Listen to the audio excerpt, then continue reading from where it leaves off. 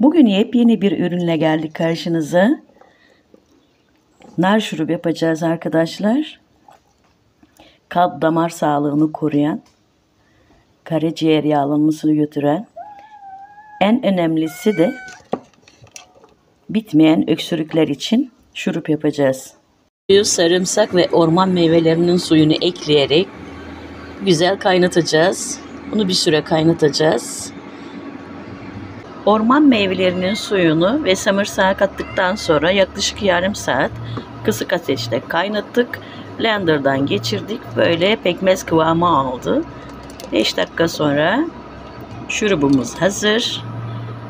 Özellikle kalp damar tıkanıklığına, karaciğer yağlanmasına ve geçmeyen inatçı öksürüklere birebir kış içeceğimiz hazır. Şifa olsun.